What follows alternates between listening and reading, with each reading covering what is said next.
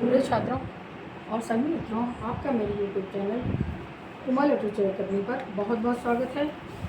और आपने पिछले वीडियो में नागर शैली के प्रमुख मंदिरों के नामों के बारे में, आज हम द्रविड़ शैली के प्रमुख मंदिरों के बारे में कुछ थोड़ी बहुत चर्चा करेंगे यहाँ पर। और जिस मंदिर को मुझे बताना होगा बाद में डिटेल रूप से, तो उसका मैं अलग से वीडियो भी बनाती हूँ, तो वो आप उस पर देखेंगे। तो आज हम देखेंगे द्रविड़ शैली के प्रमुख मंदिर। द्रविड़ शैली के मंदिरों को हम 4 भागों में बांट लेते हैं। पल्लवी युगीन वास्तुकला, राष्ट्रीय युगीन वास्तुकला, क्योंकि मंदिर वास्तुकला के अंतर्गत आते हैं, और चोल युगीन वास्तुकला तथा पांड्य वास्तुकला। तो पल्लव युगीन जो वास्तुकला है वो उसका टाइम है 600 से 900 ईस्वी। 600 से 900 ईस्वी का टाइम है। और राष्ट्रकूट वास्तुकला का टाइम है 750 से 950, 750 से 950 ईस्वी। और चोल वास्तुकला का टाइम है 900 से 1150, 900 से 1150 ईस्वी। और 1100 से 1350 पांड्य कला है, 1100 से 1350।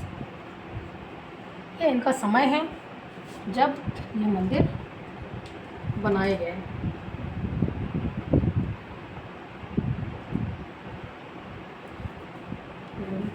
पल्लव द्राविड़ शैली के प्रमुख मंदिरों का इस समय मैंने आपको बताया जब इनका निर्माण हुआ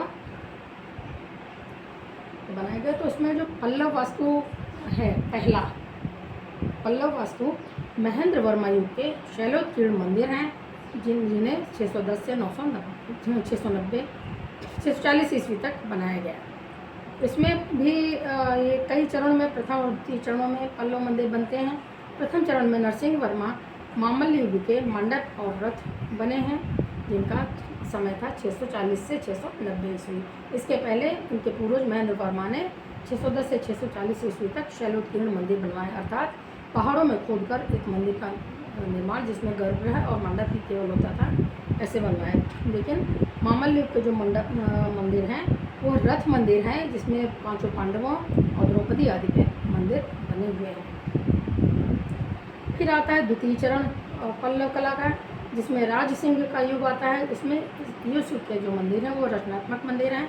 इनका समय 690 से 810 ईस्वी। और फिर आते हैं नरसिंह वर्मा द्वितीय और नंदी वर्मन शैली, जिसको कहा जाता है नंदी वर्मन पल्लव, आते हैं, जिनका समय है 800 से 900 ईस्वी। अब राज सिंह जो नरसिंह वर्मा द्वितीय हैं, इस युग के जो मंदिर हैं वो मामल्लपुरम का शोर मंदिर जो आज भी मौजूद है, और कांची का कैलाशनाथ मंदिर, ये दोनों मंदिर आज भी अपने भव्यता के साथ आपको देखने को मिल सकते हैं। फिर आता है दूसरा राष्ट्रकूट युगीन वास्तुकला। राष्ट्रकूट युग में आते हैं कृष्णदेव राय, दंतिदुर्ग उनके पिता दंतिदुर्ग और उनके पुत्र कृष्णदेव राय आदि महान राजा आते हैं, जिन्होंने एलोरा का कैलाश मंदिर, अर्थात इसकी प्लानिंग, इसकी सोच जो थी, ऐसा माना जाता है, बहुत से लोग तो ऐसा मानते हैं कि मानवों द्वारा निर्मित है कि नहीं, वो देवताओं या एलियंस या परग्रही लोगों द्वारा निर्मित किया हुआ है। इतना भव्य, अर्थात एक पहाड़ को काटकर, ऐसा लगता ही नहीं इनसे पहाड़ काटा गया है, लेकिन वस्तुतः वो पहाड़ को काटकर ऊपर से नीचे की तरफ बना हुआ, जैसे कि बौद्ध चैत्यगृह बनाए जाते थे, ऐसे खुदाई करके बनाया हुआ सुंदर मंदिर है, जिसे हम एलोरा का कैलाश मंदिर कहते हैं, जो अपनी भव्यतम अर्थात विश्व की वास्तुकला में अपना स्थान रखता है। एलोरा का कैलाश मंदिर, इसको कभी हम बाद में आपको विस्तृत बताएंगे। अब आते हैं चोल वास्तुकला। चोल वास्तुकला के अंदर बहुत से मंदिर निर्मित हुए, इसमें राजा चोल, राजेंद्र चोल आदि राजाओं ने उनसे सुंदर सुंदर मंदिरों का निर्माण किया, जिसमें कोरंगनाथ मंदिर है, तंजौर का बृहदीश्वर मंदिर प्रसिद्ध है, और गंगे कोंड चोलपुरम का चोलपुरम मंदिर, गंगा कोंड चोलपुरम मंदिर है।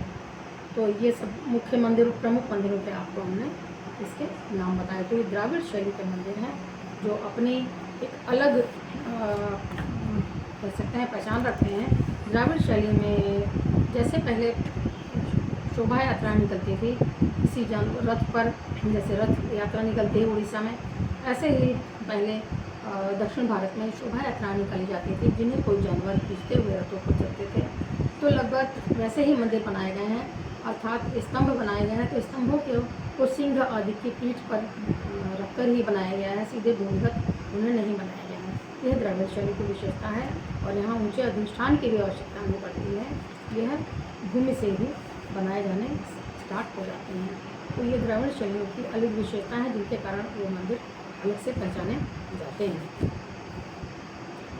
तो आशा है आपको ये छोटा सा पाठ ये समझ में आया होगा आज, अच्छा लगा होगा बच्चों। और ये सभी प्रतियोगिता परीक्षाओं के लिए भी बहुत ही उपयोगी हैं। तो इन्हें ध्यान से पढ़िए, ध्यान से देखिए। तो विशेषताएँ आपको हमने तीनों पहले ही बता दी हैं, जो ये हैं आपके नागर शैली, द्रविड़ शैली और बेसर शैली। अभी हम बेसर शैली की चर्चा बाद में करेंगे। अभी के लिए बहुत